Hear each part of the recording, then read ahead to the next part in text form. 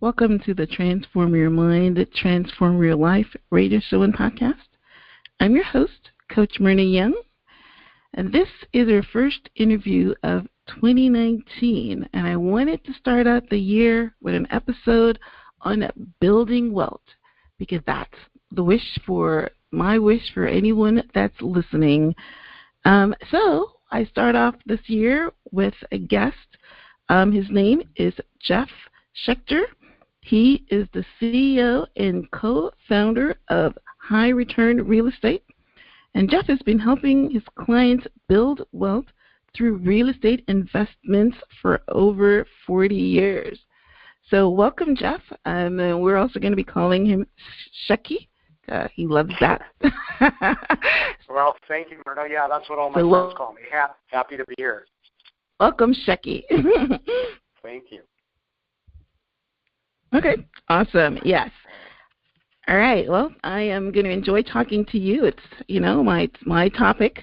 If you're a regular listener to the radio program and podcast, you may know that I'm a realtor, real estate investor, as well as a life coach. I myself have been in the real estate business for some 19 years, so I can lend a lot to this conversation. In fact, if you Google realtor life coach, I am at the top of the list. So I had someone call me the other day all the way from California saying that's what she did. She is a realtor and she wants to be a life coach, and she Googles and I popped right up. So I love that. Yeah. All right. I know, right? That's awesome. I know. When I was telling my daughter, she says, I didn't know that was a thing. So yes, that's a thing. And I am that thing. All right, so let me give you a little bit more information about Schechter. CEO and co-founder, has had the entrepreneurial bug his entire life. He started his first business right out of college, and over the years been involved in numerous business ventures. His love for real estate investment began in the 1980s when he rehabbed 5 of his own residences before the term house hacking even existed. Since those early days of torn up kitchens and bathrooms, he's bought and sold many, many properties and is an active investor to this day. In addition to investing, he operates a private consulting practice. He thrives in helping people realize their full potential, not just in business and investing, but in all aspects of life. So I guess we will call you a coach as well. Yeah, all right. I like it. It sounds good. Let's go with that. Yes, we'll call you a coach as well. So it's your thing too. Yeah. All right. Well, that was a short but powerful bio. So my first question I'm going to ask you is, what was the fire starter that got you into business right out of college? And, you can add on to that, what was your motivation for transitioning into real estate? Well, first of all, I kind of sucked at school. I was not very focused. I came from an incredibly traditional background where there was just a lot of expectations placed on me in terms of those traditions. And I just struggled a lot with fitting that mold. And, as a result, it was very difficult for me to follow through with stuff in college and, follow the path that was somewhat preordained for me. And as a result, it just made me very, very scrappy. And I just felt like, I don't want to just go and get the good job and put in my 40 years and get my education and, marry the right girl and have 2.7 kids and live in a house in the suburbs with a white picket fence. It just wasn't. Yes. There's nothing wrong with that, but I just didn't. I wasn't feeling it, and I spent a lot of years kind of trying to figure all that stuff out, or who I was, and so entrepreneurialism and starting my own businesses were really a form of necessity, because I didn't really have any terrific formal training. And they were also a form of establishing my own freedom. And so that's really the answer of, how I got started with all that, or why I got started. Okay. Well, okay, so you figured out that because you weren't, very good at school, or that business was the way to go. And what made you choose real estate as that business?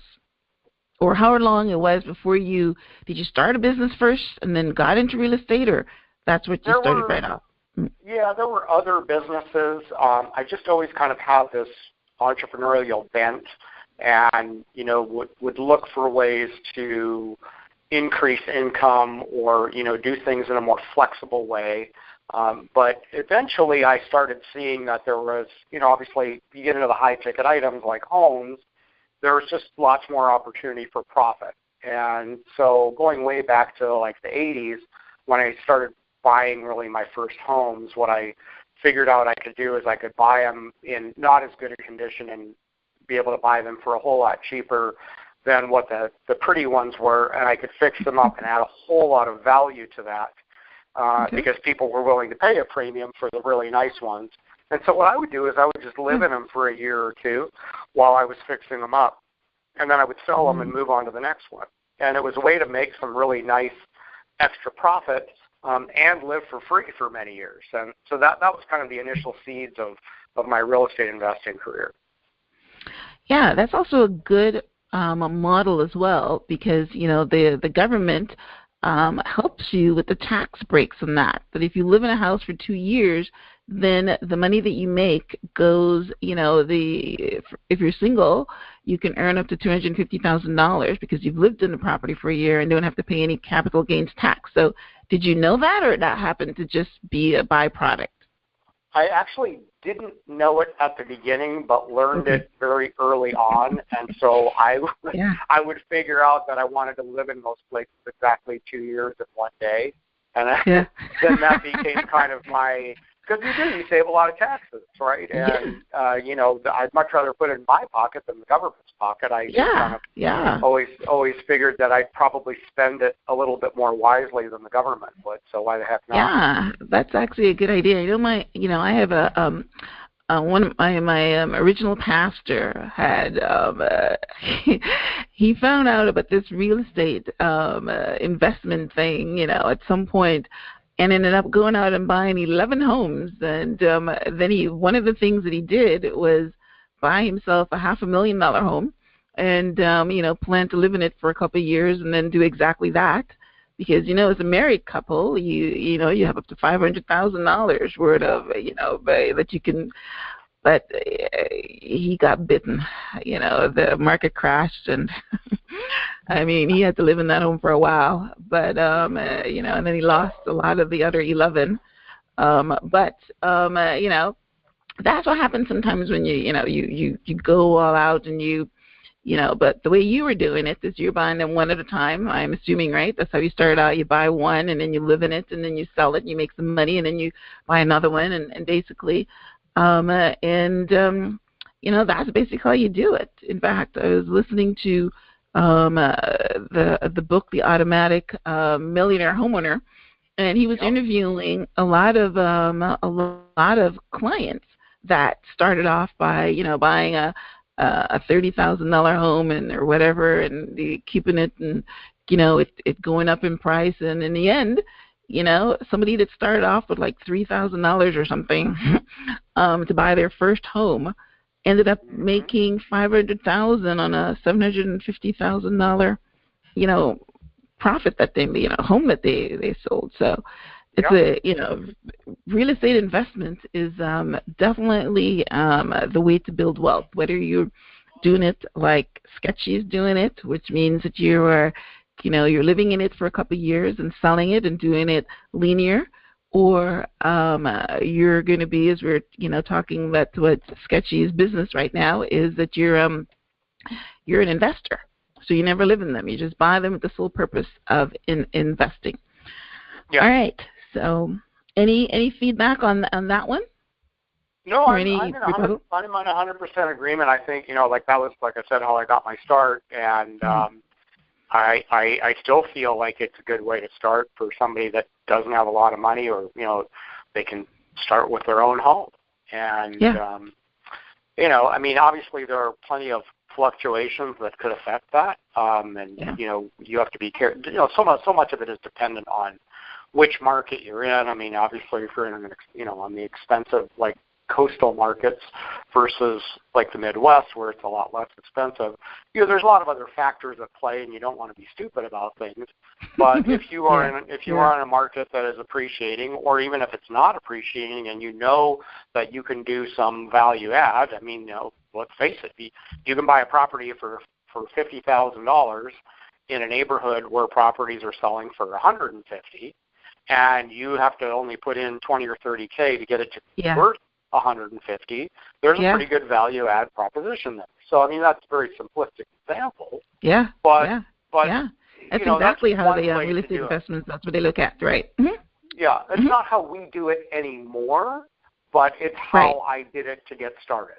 In the beginning, exactly. That's basically that's how you get started until you've got enough money. It's just like anything else, even a business.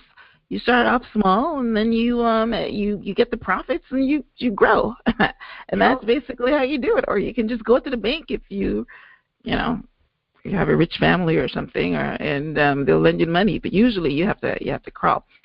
But that was a good segue into my next question, because as we're starting into 2019 as a realtor, I'm recognizing that the market is changing. It's, we're heading into a little downturn.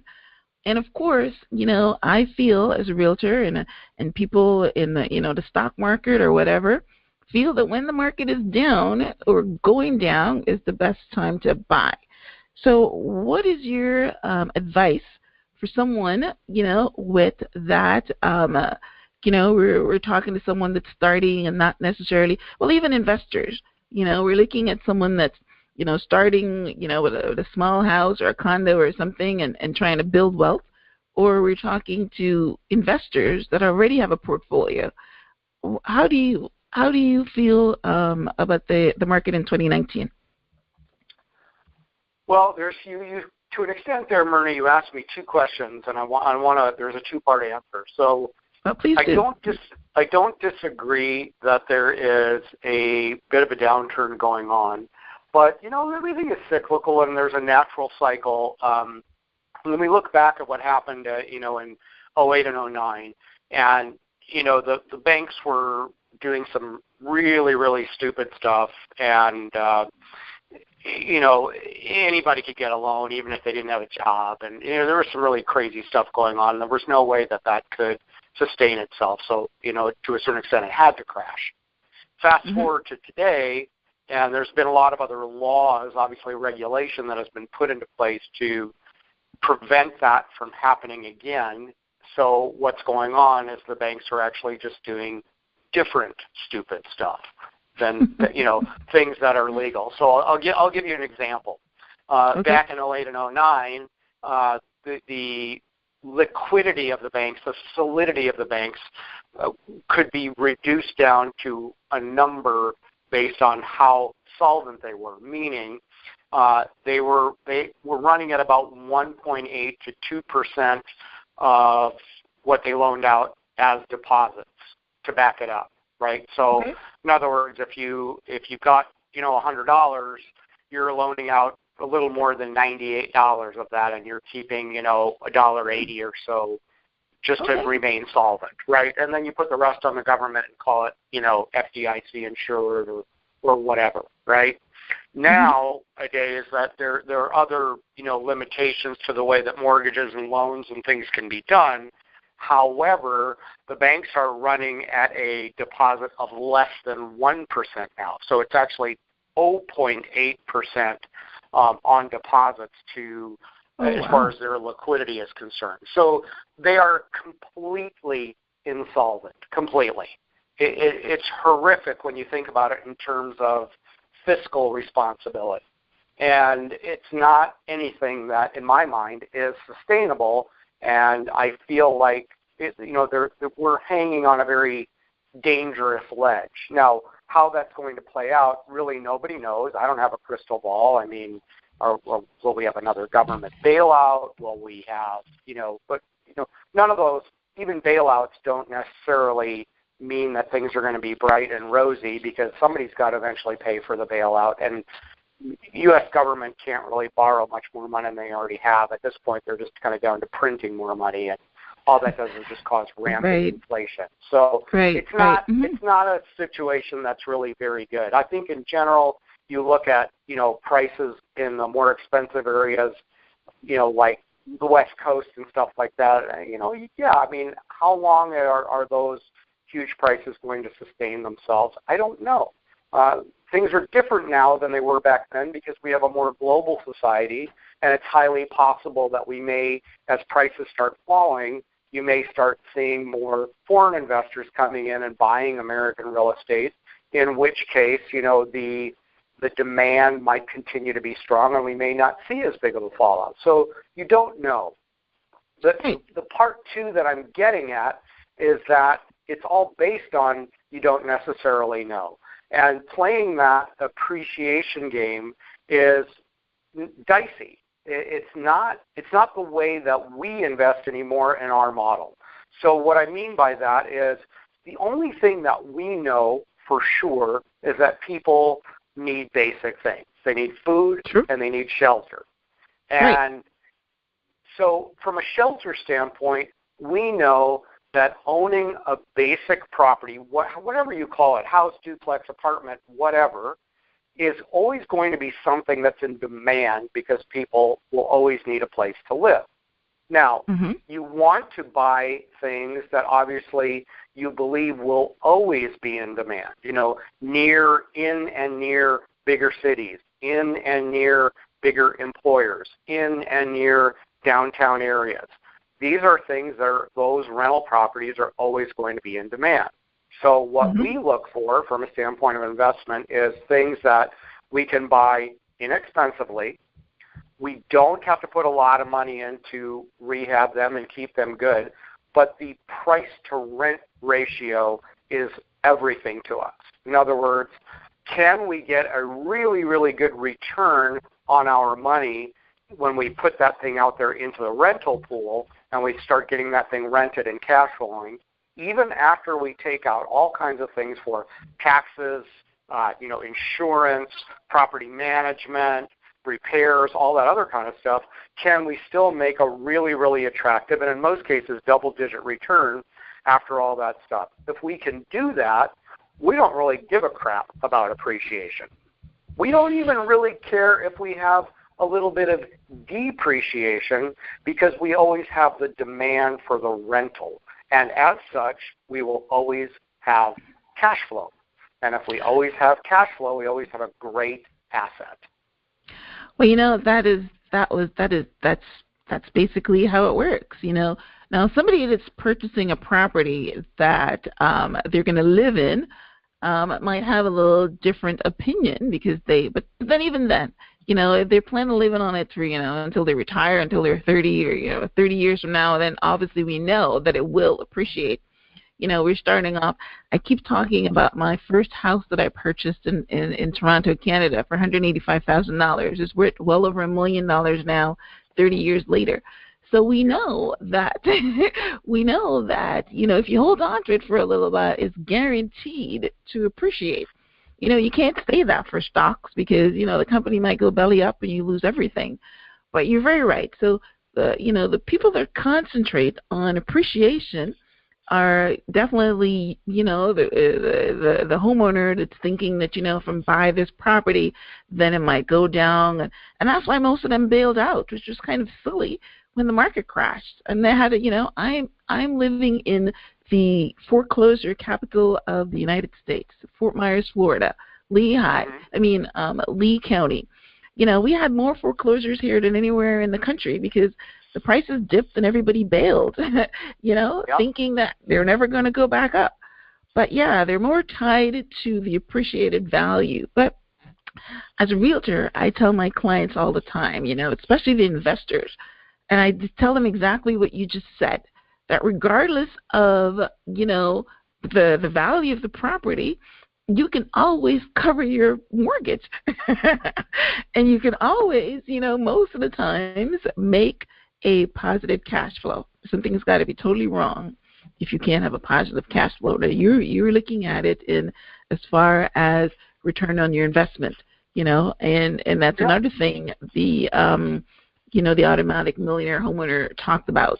People think that if they buy a $200,000 property and it doesn't appreciate, that means they're losing. But then they only put $10,000 down, so they're really their deposit money is their return on their investment, right? And that's what you look at. You're not looking at the price. You're looking at your return on the investment of your deposit. So yeah, your investors are getting a double-digit return, where the stock market or whatever is giving them. Like I mentioned, I come from Canada. Yeah, and I have a lot of investor family from Canada. Yeah, exactly. But yeah, I mean, just talking to my brother over there, and they have to put down about $150,000 to buy a home, because it's 20% down, and the minimum, the average property is at $750,000. So he can come over here in Florida and purchase a property for a full $150,000, or cash, or he can put maybe $20,000 into something, and they're interested because he's telling me the money that he has in the bank while he's waiting to be able to afford a house, he's getting 0.1% interest. Yeah, exactly. Yeah, and that same, just FYI, that same $150K in our market, with what we do, we would be able to sell an investor 3 single-family homes, or or a duplex and 2 houses for that number. That's finished, rehab, tenanted, performing. So you have to really start thinking about, okay, if I have X amount of dollars, how can I maximize what we're doing? And it's not to take anything, because I know you're a realtor, not to take anything away from realtors, but I'm appreciative of the fact that you're a realtor and also an investor, because most of the realtor talk that we see out there is still kind of peddling, the American dream, i.e., your home's going to be the single greatest investment you're ever going to make. And I'm resonating with your story about paying $150K for the house in Toronto that's now worth $1.1 million. But the other hidden side to that conversation is, over all those years, how much inflation was there and how much loss was there in spending power of that money, how much was paid in taxes, how much was paid in repairs, how much was paid in maintenance. So when you look at things like an investor, taxes, maintenance, repairs all go into your formula, right? And it's unlike, and you get to write it off. Well, you get to write it off too, but what I'm saying is most realtor speak in terms of like the retail market doesn't really account for all of that stuff, and I feel like it's somewhat misleading to the buyers, because it's they're talking about schools and it's a great area and look how close you are to shopping, and sure, all that stuff is meaningful from a standpoint of lifestyle, but it's not meaningful from necessarily helping that person make the best financial decision. True. Well, yeah. I mean, I wear both hats. I'm an investor myself, and I do believe that the buy and hold properties are definitely the way to go.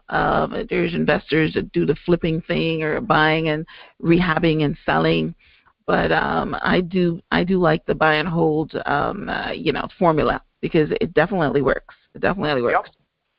So, all right. So we are off to an excellent start. Let's take a quick break, and then we're going to come back and we're going to talk to Sketchy about what he does. He's going to give us some details about the investment properties that he offers to his investors. So don't go anywhere. We'll be right back.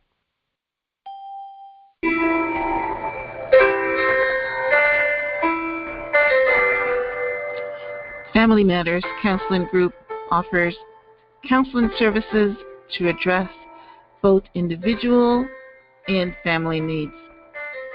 We offer a wide variety of therapeutic services to aid children, families, single adults, and couples in managing their most difficult life challenges. When you feel like everything in your life is falling apart, when it seems like every day is more difficult than the next, Family Matters Counseling Group is here to help. We have created a detailed treatment approach to help you achieve all your goals. We provide expert training to schools, nonprofit organizations, and police departments surrounding issues of mental health, addictions, and vulnerable populations. We have hope that happiness is possible. For more information, call us at area code 919-756-4451 or visit us on the web at FamilyMattersCounselingGroup.org. Our website again is www.FamilyMattersCounselingGroup.org.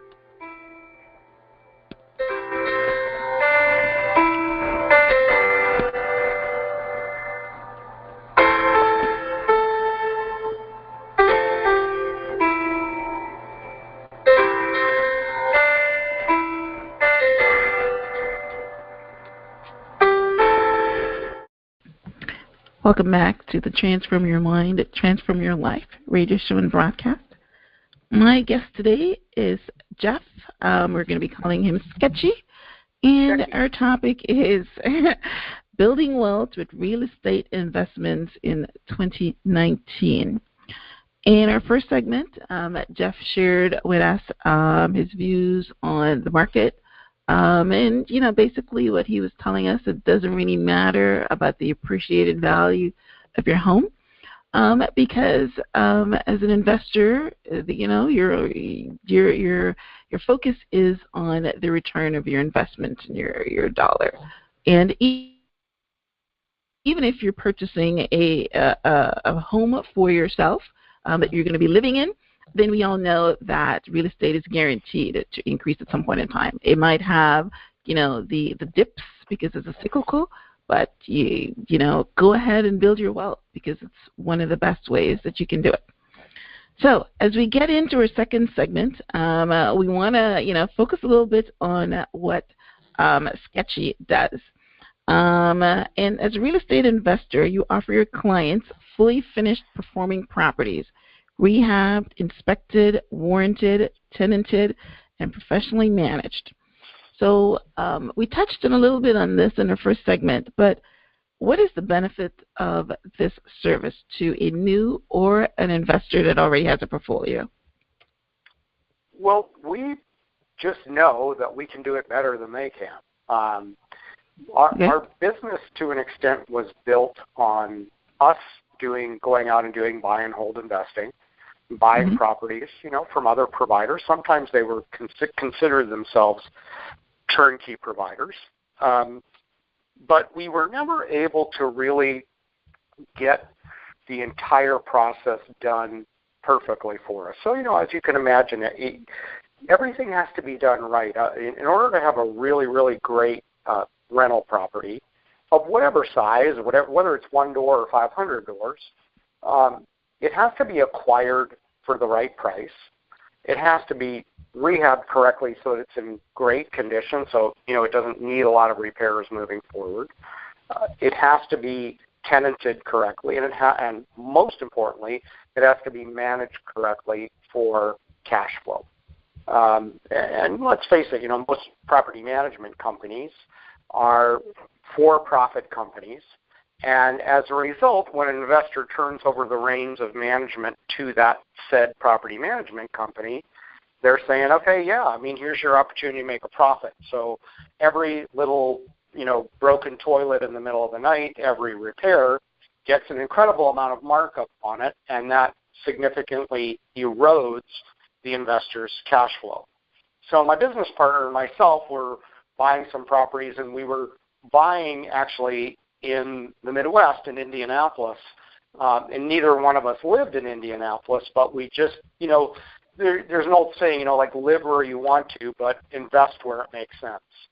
And even though we were in the fantastic market of Indianapolis, it still wasn't quite turning out the way we wanted it to. So we just decided we were just going to build a better mousetrap. And over the course of the last, 2.5, 3 years, we've just really dialed everything in to where we have all of, like an amazing acquisition team and the amazing rehab teams and a full property management division that really does everything. So we just looked at it and said, as investors, what would we want? So we married the combination of this great city for investing where prices are low and price-to-rent ratios are really like the best in the country. And we're also in a state that has incredibly friendly landlord laws, which also affects ROI to a certain extent. And major city employers, all that kind of stuff, great rentability. And we married that to all these really, really strong processes. And we just created a system whereby an investor could buy rental properties with complete peace of mind. Now, it doesn't necessarily mean that it's perfect. I mean, let's face it, it's real estate. So there's always going to be a little wrinkle here and there. I don't think there's ever such a thing as a perfect tenant. But it's a really, really a great system. And we are also our own customers. We buy from ourselves as well.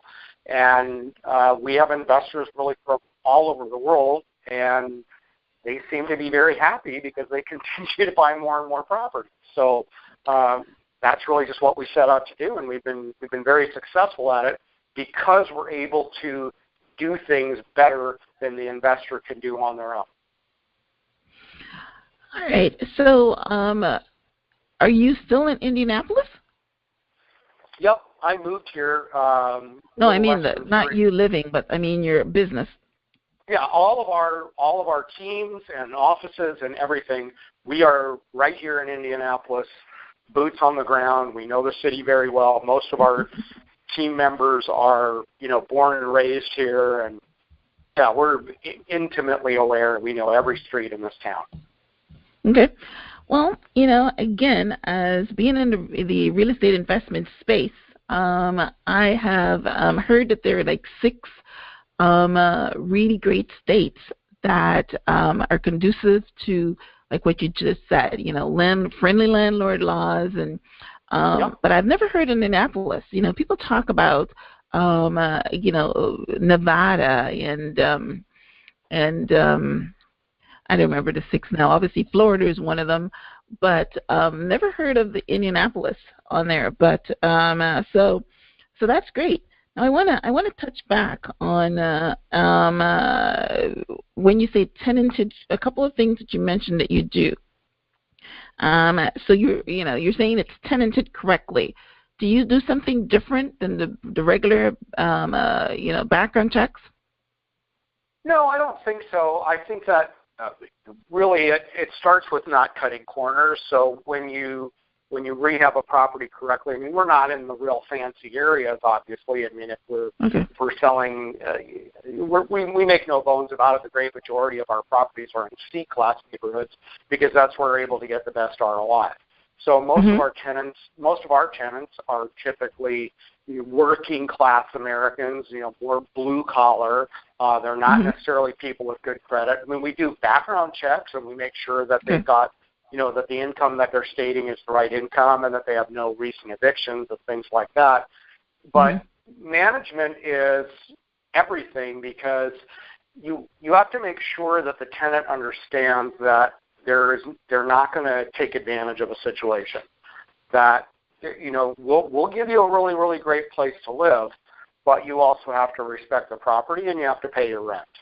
And if you're not doing those 2 things, we're just going to be very firm with you and we're going to get you out. And again, in the state of Indiana, it becomes very easy to get somebody out if they're not living up to their end of the bargain. Okay. Yeah, so is Florida. You got like a 7-day, eviction notice kind of thing, right? All right. So that's what you meant by tenanted properly. You just make sure that there's an understanding, mutual understanding, and all right. And then I also want to manage for cash flow. So you're talking about something more than return on investment. I'm assuming with that. What do you mean by that? Well, yes and no. So I alluded to it earlier. A lot of investors will go and buy an investment property, and then they'll go out and start interviewing property management companies. And again, anybody that they hand over the reins to is a for-profit property management group. And so there's always going to be markup on all the repairs, and property management group is always going to be looking for ways beyond their normal 8 or 10 or 12% of rent that they charge to make a profit off of that investor. They don't really have any skin in the game to make sure that the investor cash flows. Their skin in the game is to make sure that they make profit. They're making money, right? In our case, the property management division is our company. So we have got a number of different LLCs, and of course, just from a legal standpoint, they're set up as separate LLCs, but they're all the same ownership. We operate as one company. So even though as I talk to you right now, I'm sitting on the sales and management side, right on the other side of my wall in the same office are the gals on the property management division. We all operate as one company. So when it comes time to take care of a property or, handle a tenant complaint or fix something or whatever, obviously job number one is making sure the tenant is taken care of, right? But also included in job number one is making sure that the amount of money that's charged to the investor is not on some sort of big markup. So we operate that division on extremely thin margins because we've made a profit with the investor when we first sold them the property in the first place. Got you. Right? Mm-hmm. And by the way, even with that markup on that profit, that mostly came from our economies of scale. It didn't come from putting in some random markup just because we want to make a living. We actually are not selling properties at, over market value or, in fact, in many cases under. And when I spoke earlier about being able to sell properties or do things better than the investor can do it themselves, look, when you're buying 20, 30 properties at a time and rehabbing 20 or 30 properties at a time, there's some incredible economies of scale that you can do there that most of our markup just comes from those efficiencies. And so then when we go back and make our profit, the investor's not paying any more. In fact, oftentimes they're paying less for that property that's in better condition that will perform even better than had they chose to do it themselves. Well, yeah, that's very true because you're using volume, and volume always, gives you a better deal. So that's awesome. Sure. That is definitely a good service. And, I'm listening to it again with investors, ears and eyes, and I can definitely, see that, where that would be, an excellent business. And I'm pretty sure you're doing very well because it's something that, basically all an investor wants to know is, hey, I'm making an investment and I'm getting a good return on my money and I have someone managing it and I don't even have to do anything. That's not bad. It's nothing bad. They don't have to look for the tenants. They don't have to worry about repairs. They don't have to look, they're just, it's all about, this is my investment and this is what I'm getting on the other end of it with none of the headaches. Not a bad system at all. The only thing the investor has to really do is only a couple things. I mean, there's no such thing as anything that's completely hands-off. So just to be clear, the only thing the investor has to do is obviously they've got to pay their taxes because we're not going to pay their taxes for them. In part of their investment. In Indiana, it's 2 checks a year. It's no big deal. You can do it online twice a year. And in a situation, if the property does indeed need some repairs, we have a certain threshold that any of the little stuff is taken care of. It's subtracted out of the rents. But if it becomes something that's a little bit bigger, then it's just a matter of us having a conversation with them and asking them how they want to handle it. But that's really the only involvement, and investors really appreciate that because they just man, just send me my checks every month, and we do everything by direct deposit, and we have an online portal, and they can log in and see all their tenant activity, financial activity, repair activity. They can see all that online. So it's a very, very automated process, and that's a good system. Someone that for someone that just is like, our investors typically are people that are very busy. They want to be in the investment game. They want the solidity of owning the deed for the property. They want something of real value to show for it, not just like a piece of paper of a stock or something like that. But they're busy. They're professionals. They're got jobs. They own their own businesses. They're families. They've got busy lives, and they just don't want to mess with all that stuff. So they just leave it to us, and it's a very, very symbiotic relationship, let's just say. That's great. That's a great relationship. So, all right, that's also pretty good. I mean, we don't have anything like that in Florida, as far as I know, but that's a good service. That's a good system. So hopefully, maybe some people might be listening to this and be inspired to open up some markets elsewhere. All right, now let's talk a little bit about the retirees, because one of the things that that you help your clients do is to speed up their retirement by using income property.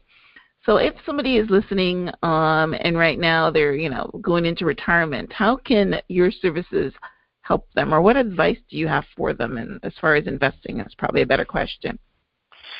Well, that's a great question. The easy answer is, and I'll just give you the simple strategy of how we do it. Look, there's a lot of great strategies out there for helping people accelerate their retirement. If you want to do it with real estate, the way it works with us, like, our properties are fairly inexpensive. So I want to be clear and say that the initial sale is all cash. It's not financed. Only because, as you can imagine, if it's a $50,000 property, then there's very few lenders that want to mess with that up front and do all that kind of stuff and go through the appraisal process and blah, blah, blah. It's just like it's a mountain of paperwork for very little return.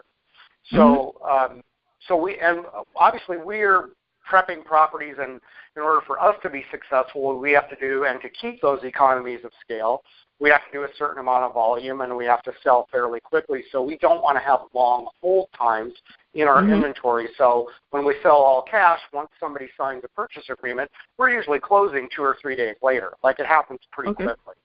So what we encourage the investors to do that want to accelerate is we have a couple of relationships with lenders that are more of a cash-out refi lender. So whether you're buying 1 or 2 or 10 properties or whatever you can afford to buy, you buy what you can initially.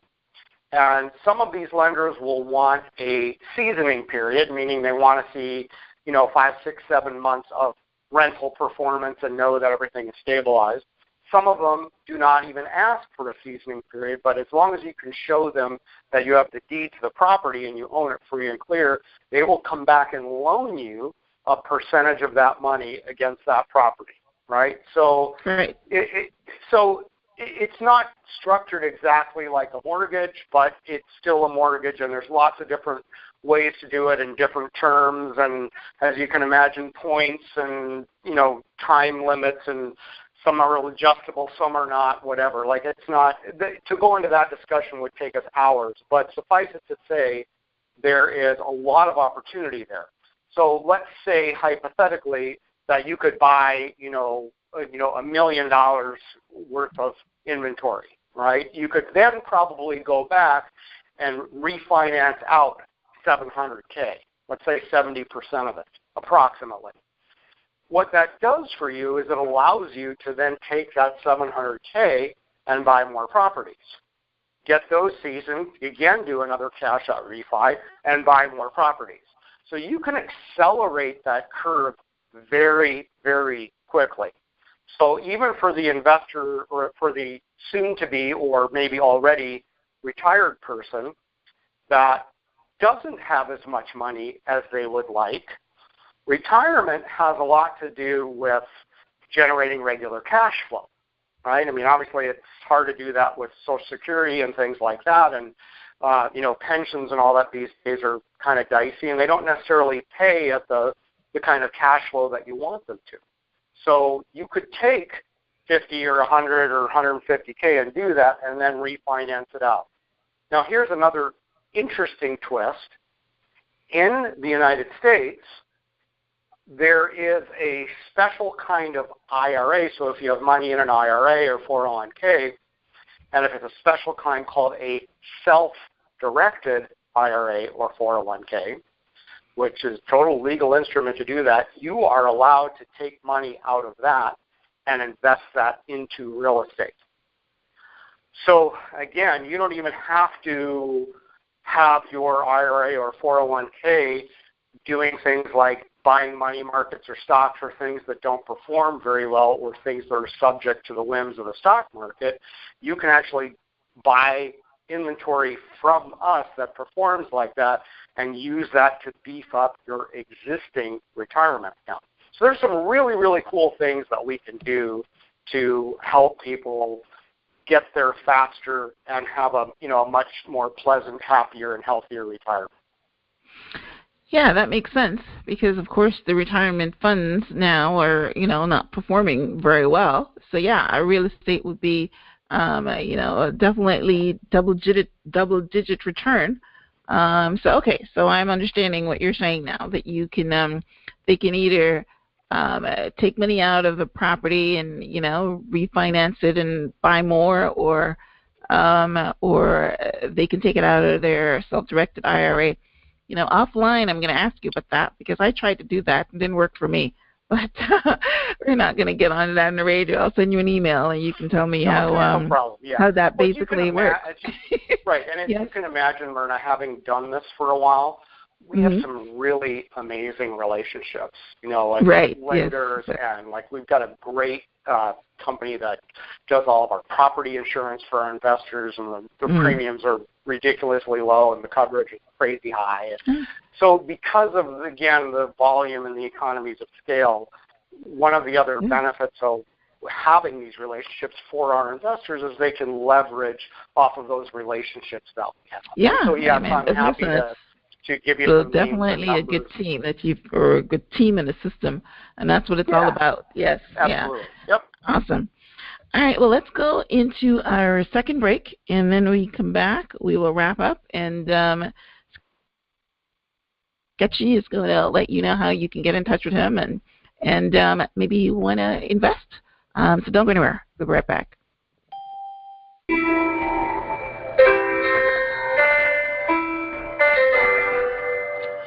Family Matters Counseling Group offers counseling services to address both individual and family needs.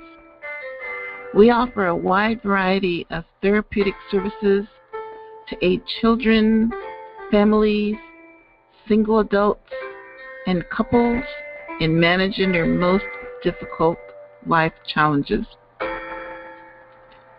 When you feel like everything in your life is falling apart, when it seems like every day is more difficult than the next,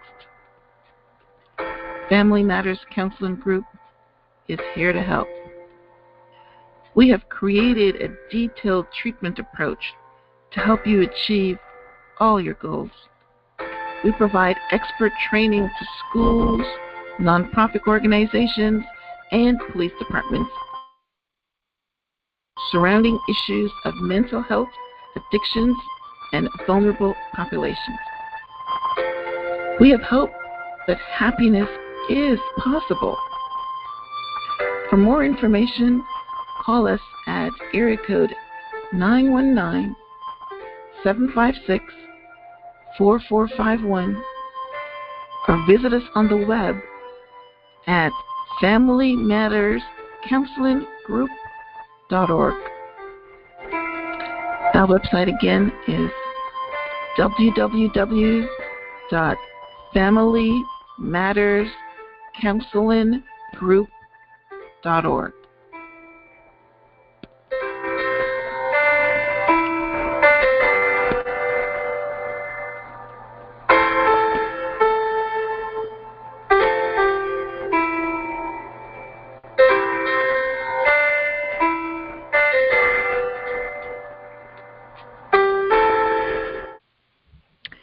Welcome back to the Transform Your Mind, Transform Your Life radio show and podcast. And today I have been trying to transform your mind regarding building wealth through real estate investments. So if you haven't jumped on board yet, then maybe 2019 is your year. And I have been talking to CEO and founder Jeff, let me see if I say the word right, Schechter, nickname Sketchy. I know, right? I'm going to muck that up. It's Jeff Schechter, a.k.a. Shecky. Shecky, all right. So I've been talking to Shecky, and, he knows his stuff. He's been doing in this business for a while. He's built a turnkey system for investors with a great team, and helping his clients have investments worry free. Yeah, that's the word, turnkey. So as we wrap up our show today, Sketchy, can you tell our listeners how they can get in touch with you? I mean, as I was listening to you, I'm thinking to myself that, maybe some of my clients that I have that invest in Florida might even, want to try your turnkey approach. So, tell our listeners how they can get in touch with you. Well, we do almost everything online. So it's highreturnrealestate.com. And that's the name of our company. It's the name of our website. We also have a podcast called the High Return Real Estate Show. So everything we do is under the name High Return Real Estate. And we did it that way because then we would be motivated to live up to that name. Yeah. And so far, so good.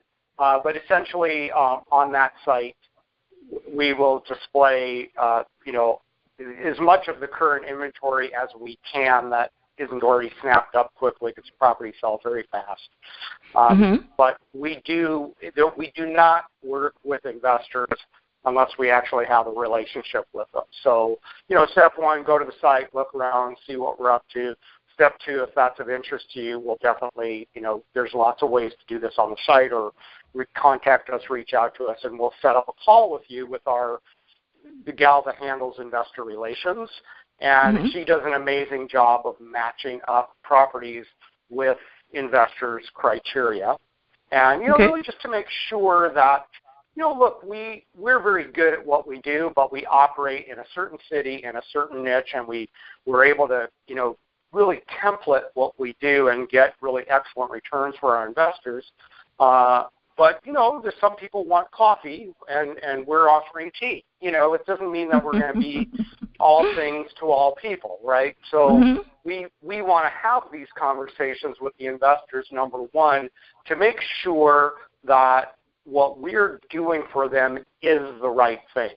Like we know that we don't want to sell to everybody. We really want to earn the business of the investors that really understand our strategies and the things we're doing are the right things for them. They make sense for them. It's not just all about making a sale. And the reason being is that our relationships are very, very long term. Most of the investors that start off buying a property or two from us usually end up buying a lot more. So I'm proud to say many of our investors are, repeat business. And yes, we do have investors from Florida. We have investors from all over the country, from all over the world, Canadians and Middle East and Europe. And just because it's, now it's the internet. Everything is available and information's right at your fingertips, and they can see everything that's going on. So the only one investor that I know of from the entire state of Indiana. So even though we're based here, the whole goal and the whole model of what we're doing is essentially to provide a solution for people that can't get these advantages because they're not here. Well, yeah. Well, turnkey approach is an excellent approach for someone that's non-local. Yeah, because you guys are doing everything. You're you're doing everything. They don't have to go and So definitely, a turnkey approach is And even, like I said, I'm in Florida. We have a lot of our, investors that are non-local, but we don't have that kind of system. They just have like a property manager company that will, collect the rents and may be responsible for, maintenance and things like that. And that's about all. And interestingly, Florida is a pretty good market for investors because there's some pretty decent price to rent ratios down there. But we are currently, I'm not, this is off record to a certain extent, but we are currently looking at a couple of locations in Florida as potentially a second location for us to take the systems and all the things that we do and do the same thing there and offer our investors another market to invest in besides Indianapolis. Until such keep my number. But until such a time that we have all those same, because for us it's really two things that really have to happen. We have to have systems in place, and we have to have all the right relationships in place. Your teams, right? We call it relationships. I call it teams. But you have to have a for team, sure. So right? we're quietly working on that in the background. No official announcements, but we know that Florida's got some good price to rent ratios and good pricing and things like that. But it's and it's also a place where a lot of people are moving to. I mean, the rental market is strong for sure, and so we'll see how the next few months plays out. But I think there'll come a day where we'll have some sort of operation there. But for now, it's like we can't even come close to what we're anywhere to what we're doing in Indianapolis. So we're just gonna we just keep plugging away up here. Yes, so that's awesome. All right, well, we've come to the end of our show, and I want to thank Sketchy for this great information. He gave us a lot of nuggets, not necessarily about his business, about the fact that real estate is a great investment, regardless of whether the market goes up or goes down. It's a place where you can make money, whether it's your own property that you buy and live in and for 2 years and then sell it and move on and use the money to buy something else, or you buy and hold, you buy and flip and rehab, or whatever you do. There's ways to make money. So I want to thank you for your information as far and your inspiration, and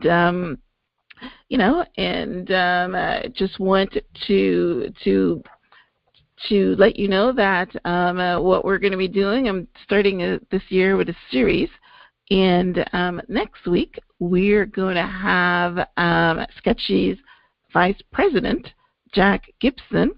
And he's the president. He's actually the president, and I'm the CEO, and he's the co-founder with me, and he's a great guy. So you'll have a good time talking to him. He's got some different angles to things. We have different strengths and weaknesses. So and I want to also say I'm super appreciative of you inviting me on the show and for such compelling questions, and it was just fantastic. Well, thank you. The name gave me a little challenge, but we had a great conversation, and I even learned a few things regarding as far as the bank. That was new information to me. Thank you on that. Well, Jack's topic is going to be how to build multi-passive streams of income. So we're going to branch off a little bit over the real estate, and we're going to be talking about other ways that you can have passive income. So just want to thank everybody for tuning in. Remember to subscribe and share this episode with your friends. And if you have iTunes, go ahead and post a review. So again, thank you for tuning in to the Transform Your Mind, Transform Your Life radio show and podcast. And until next time, namaste.